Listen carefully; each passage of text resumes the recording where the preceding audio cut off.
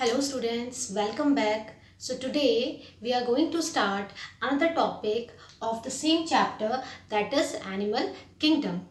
In the previous session we have already covered about different phylums.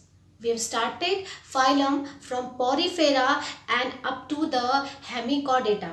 Right? So up to here we have completed 10 phylum and today we are going to start the 11th phylum, that is the Chordata. And already we have discussed about the general features of the chordata. We have done there must be a proper notochord, then there must be a proper pharyngeal gill slits, and whenever we are talking about the chordata, they are having ventral heart. Okay, so these are some things which are present mostly in the chordata. Clear it is? So here we will discuss about the classification of the chordata, because we are saying on the basis of nerve cord and the notochord we have classified these things of chordata. But here what is need here, that again there are some chordates which we have to discuss. As up to now we have discussed about the lower animals, and as we are moving towards the higher animals, there would be some advanced form in their characteristics. So here also in the chordata they are having some modified or the advanced characters as compared to the previous phylum. So here what we are going to start, we are going to start the classification of this phylum chordata. How you will classify this phylum chordata? As we are saying about the higher animals, we human beings comes under the higher animals, and so we are more advanced as compared to the lower phylum. So here the chordates we have divided into groups, that is the first group is Acraniata and the second group is Craniata. Okay, so we have classified the phylum chordata into two groups, that is Acraniata and the Craniata. Whenever we are using the word A, okay, in starting, it means that it is showing the absence, and this craniata showing the cranium. Okay, and what is that cranium? Something related to the brain. Okay, so here the craniate means that it is absent in case of acraniata. That's why we are saying that these are protochordata.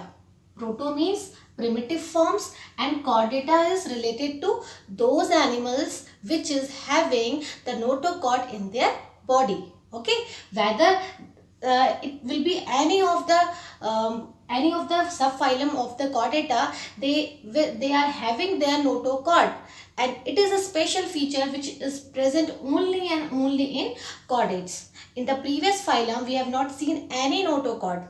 In Hemichordata we have discussed that some notochord like structure which is half, or we can say the stomochord, but it was not the true notochord. Right here. So what we want to say here, that these are the chordates having the notochord, but these are the primitive forms. These are not the advanced form. That's why they are also known as acraniata. Right here. And the second one is the craniata. It means that proper cranium is present, and these are also known as euchordata. In biology, whenever we are talking about the okay, eukaryotes. So what does it mean? It means that anything which is true. So here these are the chordates. Again they are having the notochord, but these are the true chordates. It means that they are showing all the characters of the chordata. It means they are the euchordata, and these are the higher chordates, and these are the lower chordates, or they are the primitive chordates. Right up to here. So now again we have classified this group into two parts. How? As we are saying, these are the lower chordates. As these are the lower chordates, so they are having less structure in these subphylum as compared to the higher one. Right here. So what we have done, we have classified this Acraniata group into two subphylum. So phylum is Chordata and subphylum is UROCHORDATA and the Cephalocordata. And Another subphylum is Vertibrata. So we can say that in Phylum-Chordata we are having three subphylum, that is UROCHORDATA, CEPHALOCHORDATA and Vertibrata. Okay, I am writing here. First one UROCHORDATA, CEPHALOCHORDATA and third one is Vertibrata. And out of three subphylum, two subphylums comes under the primitive chordates and the third one comes under the advanced chordate and the higher chordates. Okay, so here whenever we are talking the primitive forms, we know that primitive forms mostly prefer to live in that water which is marine. Okay, so here we can say whether it is UROCHORDATA or Cephalochordata, both comes under the primitive forms, so they prefer to live in oceans, or we can say they are exclusively marine. So here now we can say that in case of chordata, previously we have discussed about the non-chordates. What are the non-chordates? From phylum Porifera to the phylum Hemichordata, and out of them we have done in case of Ctenophora as well as in case of Echinodermata, and in case of Hemichordata we have seen they are exclusively marine. Okay, and in case of chordata we are talking about these lower one, these are also the exclusively marine animals. Okay, so if question will be there, what are the two chordates, what are the two chordates, not the non-chordates, those are the exclusively marine, so you can answer UROCHORDATA and Cephalochordata, and you can give the examples of UROCHORDATA or example of Cephalochordata. Okay, so first we will start with the UROCHORDATA. Both are the primitive form. So now if you will split this term, Uros means related to tail. If any animal is present here, the tail part, it is known as Uros. And chorda relates to that rod-like structure which is present in the body of animal, and we are saying about the notochord right here. And the third one is eta. So UROCHORDATA. UROCHORDATA are those groups which is having the tail, and in their tail notochord is present. Okay, now it is clear that these are those group in which the notochord is present only and only in the tail. That's why it is getting its name UROCHORDATA. Okay, and these animals are also known as tunicata. Okay, so why we are saying these are the tunicata? Because their body is covered by tunicin. Okay, it is a cellulose like structure. If you will see here, okay, so they are attached with some part. Okay, these body are somehow attached to the substratum, and the whole body is covered by some leathery substance or which is made up of cellulose, and this one is known as tunicin, and due to that we are saying that they are also known as tunicata. Right here. So what are the names? UROCHORDATA as well as the tunicata. Now if we talk about the general features, that as it comes under the lower chordates, so they are exclusively marine, the first thing, and notochord is present. As I have said, the notochord is present only in tail, but here we are talking about the larval stage. These animals having larval stage as well as adult stage, but the notochord is present only and only in the larval forms. This notochord is absent in the adult stage. Why is it so? Because the tail is present only in larval stage. As the metamorphosis will take place, what will happen? This tail will get lost. Okay, these animals will lose their tail, and due to this notochord will always, or the notochord will also be lost from the body, because it is only present in the tail of the larval forms. So we can say that the notochord is present only in the larval stage, and it is absent in case of the adult stage. Right here, and in larval it is specifically present in the tail only. That's why we are giving the name UROCHORDATA. And here, after the metamorphosis, what will happen? The adult will be the tailless. Same thing we have written here. Now another point which is very important, if you will talk about the body of the UROCHORDATA, as I have said, it is very sessile in nature. What does it mean? That body is attached with some substratum. It is not moving from one place to another place, as we have discussed in case of phylum Porifera, isn't it? So in Porifera, some members are like that, they are sessile at a specific place. They are not able to move from one place to another place. So here, if you will talk about the adult of the UROCHORDATA, so they are having sessile in nature. But the larval forms of this UROCHORDATA, they are free swimming. It means that they can move from one place to another place. Right? So this one is important, that adult is sessile and the larval form is free swimming. Clear? And as they are living in the oceans. And now we are saying that these UROCHORDATA comes under the chordata. So it means that it will show some important structure of the chordata. Like we have talked about the notochord, we have talked about the pharyngeal clefts, we have talked about the ventral heart, right? So these are, and we have talked about the nerve cord. So if you will talk all the things here in this UROCHORDATA, they will be similar to the characteristics of the chordata. Like example, if you will talk about the heart of the UROCHORDATA is also ventral heart.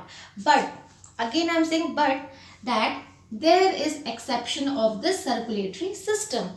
Why? Because in all chordates we said that the circulatory system will be closed circulatory system. If you will talk about the previous phylum, that was the Hemichordata, up to Hemichordata, we talked that most of them phylum having open circulatory system. But as we are moving towards the chordate, the characteristics of chordate, it is the closed circulatory system. But out of all the chordates, we are having this UROCHORDATA is the exceptional one which is having the open circulatory system. So again you have to memorize this point because exceptionals are very important. So circulatory system is open type in case of UROCHORDATA under the phylum Chordata. Okay. Heart is ventral as it is present all in chordata, and they are bisexual. It means that both sex organs are having a different one. Okay. And very important one is the retrogressive metamorphosis. Now what is the meaning of this retrogressive metamorphosis? If I will talk about the only metamorphosis, what does it mean? That the larval stage will change into the adult stage, and the larval stage is less advanced as compared to the adult one. But here when we are talking about the retrogressive, retro means reverse.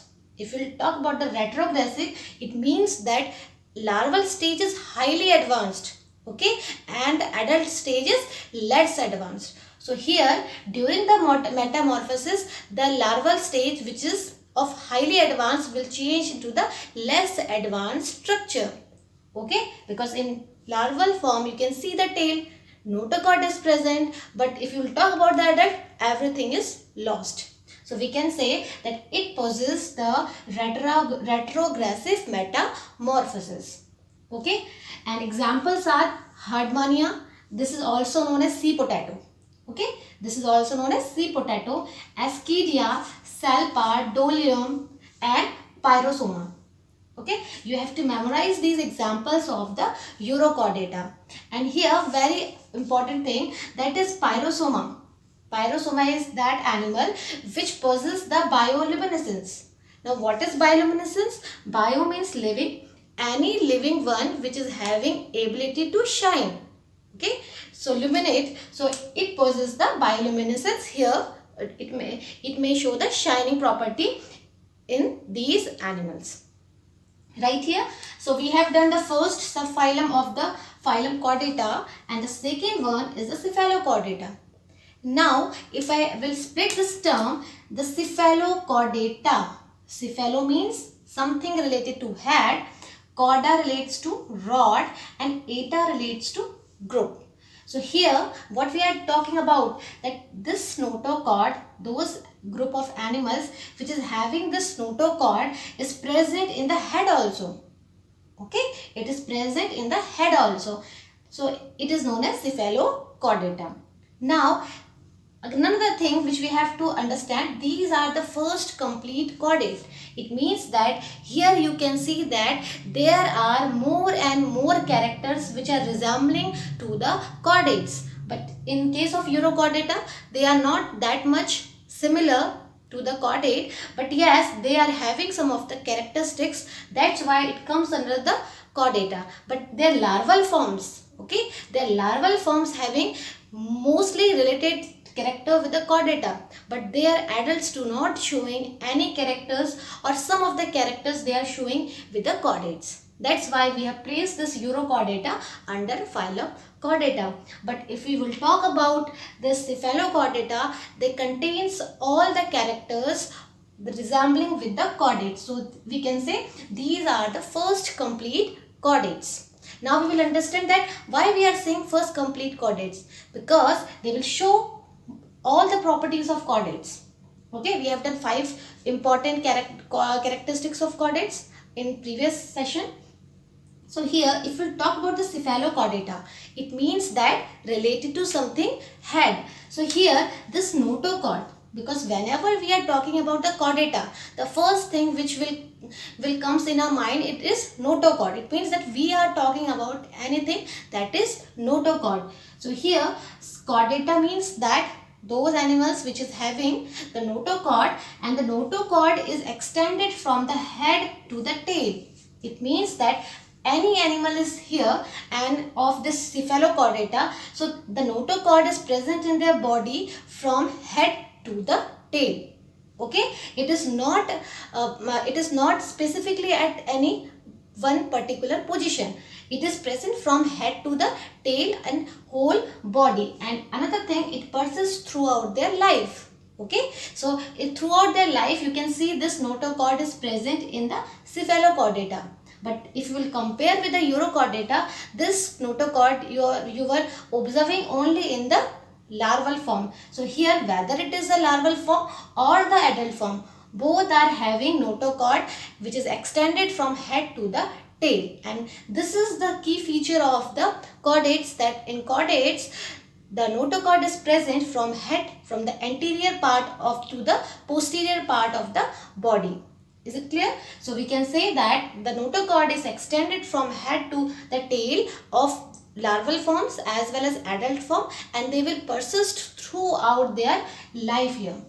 Okay, and again if we'll talk more important characteristics, pharyngeal gill slits will be there. Okay, there will be notochord, there will be nerve cord. And what was the function of nerve cord? It will provide the central nervous system, and this central nervous system consists of brain and spinal cord. Okay, brain and spinal cord. So from here you can see that cord will provide the brain as well as spinal cord to the body of the cephalochordates. Okay, and if we'll talk about the circulatory system, we know that this is the key feature of the chordates, that they are having closed circulatory system, which was absent in case of Urochordata. And here you can see there's a proper closed circulatory system right here. And if you will talk about the characteristics of sex organs, so these are the unisexual. It means that in any body only one of the male and one of will be the female. And here fertilization will take place externally. It means that the fertilization takes place outside the body of the female animal, and that there will be the indirect development. Why? Because it will form the larva. And what is indirect development?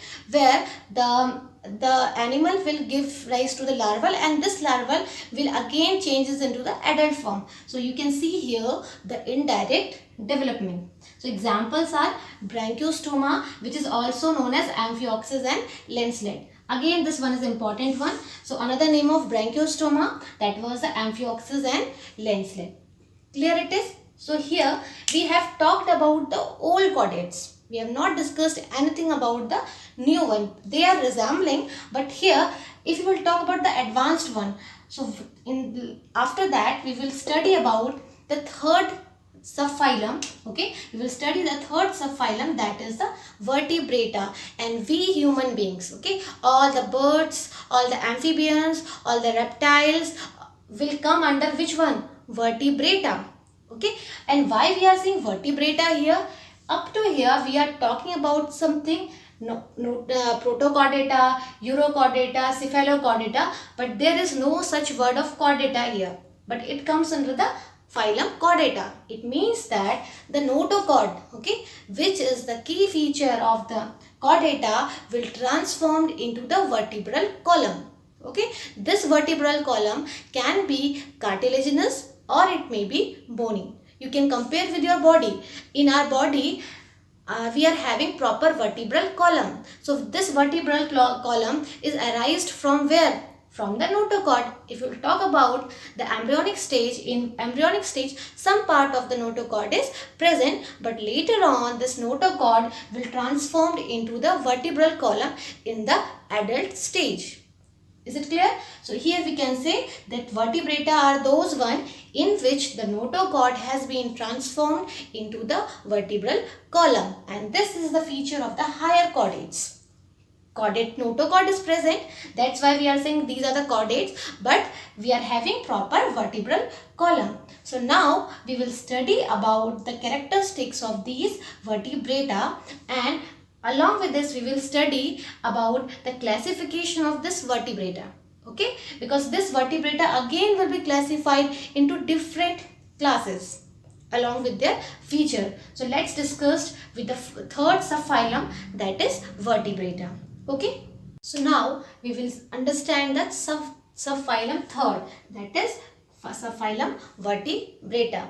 Previously we have done about the subphylum, that was the urochordata and cephalochordata. So here this vertebrata comes under the second division. Okay, comes under the second group, that was the craniata. It means that proper cranium will be formed in case of vertebrata. As in our body we are having proper cranium.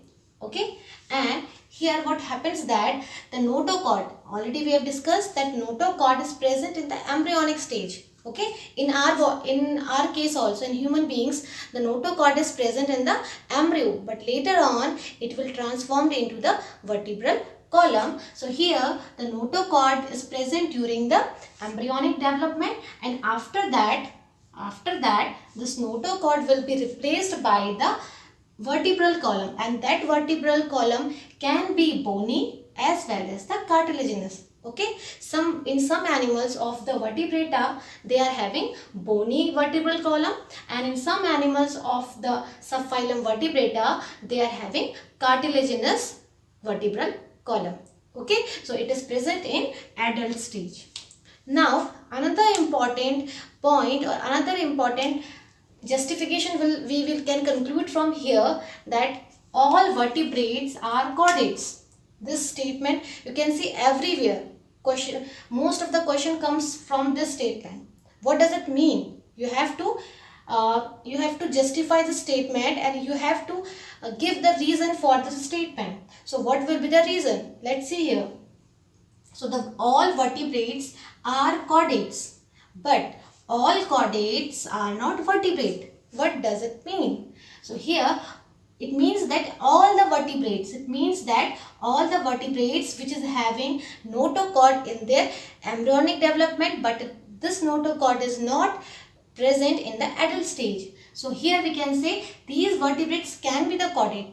Why? Because they are having their notochord. They are having their notochord in vertebrates. Okay, because the key feature of chordate is that there should be a notochord.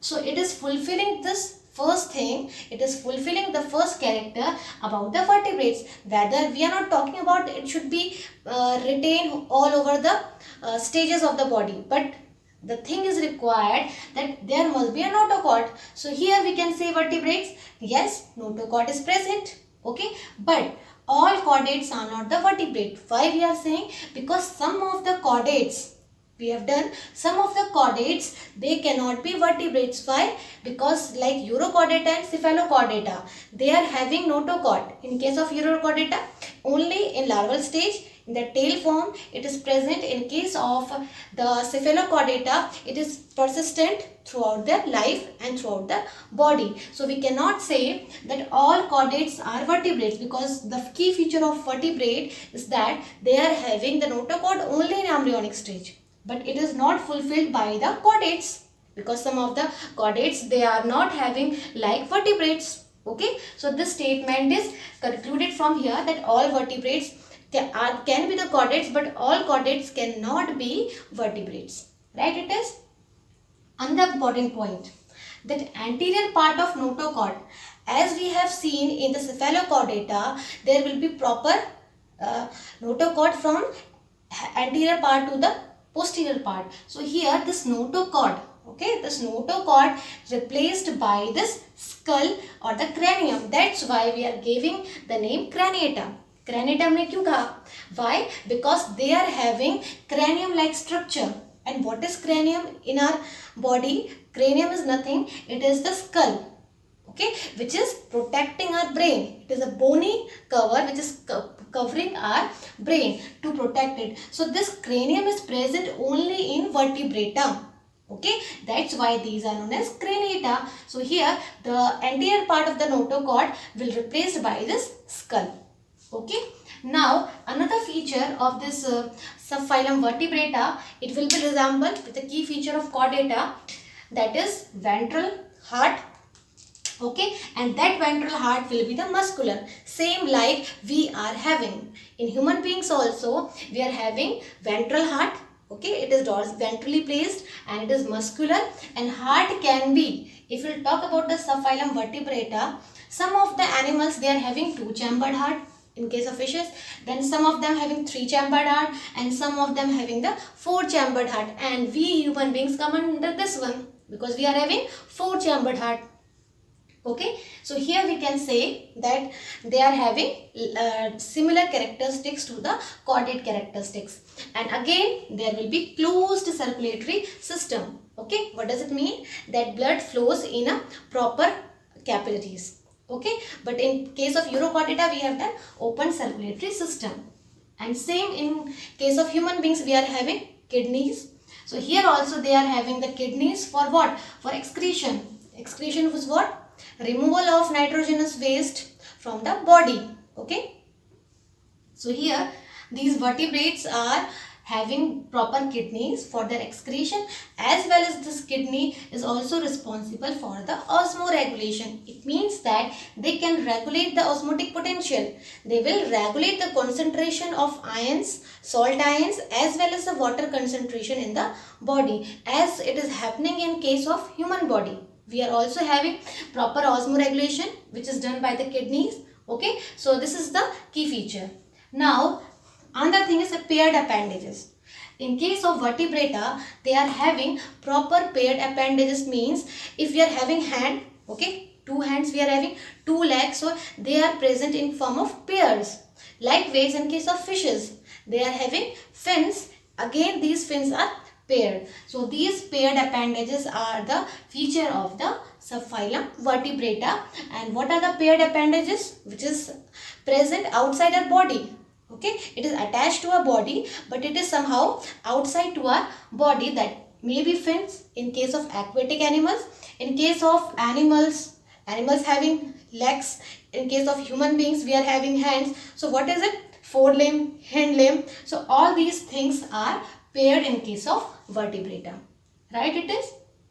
Now unisexual means that one of the body will be male as well as another will be the female, and there will be a proper sexual reproduction. Right?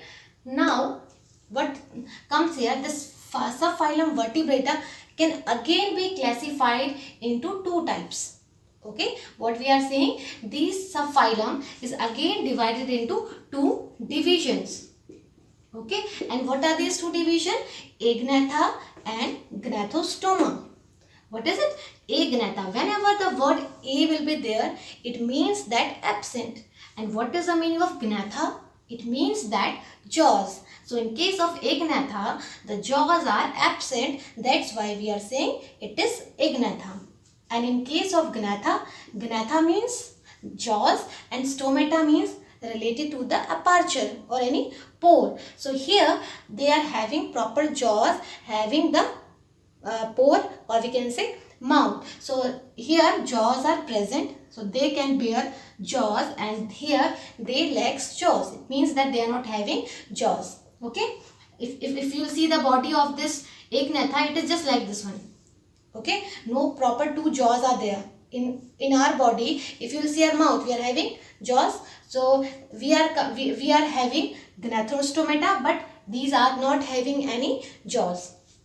Now if they will not have jaws, what will happen? Their whole circular mouth, what they are having? They are having teeth. Okay, these teeth will be important for capturing the prey. Okay, so we will understand here the Gnatha, no jaws are there. So this Gnatha, Agnatha is divided into two classes. What we are doing? We have divided this Agnatha into two classes, that is ostracodermy, and second one is the cyclostomata. Okay, so now you can see that we are having so many classes. We have to study so many classes which I have written here. So the two classes comes under Agnatha. Okay, and after that in Gnathostomata, if you see here, Gnathostomata is divided into two super classes. We have divided this Gnathostomata into two super classes, that was the Pisces and the second one is a Tetrapoda. Okay, what are the two super classes? That is Pisces and another one is Tetrapoda. What is the meaning of Pisces? All the true fishes. We are not talking about that fishes which we have done in case of non-chordates. We have done starfish, we have done devilfish, we have done silverfish, but those are not the true fishes. So here we are talking about the true fishes which possess the characteristics of chordata.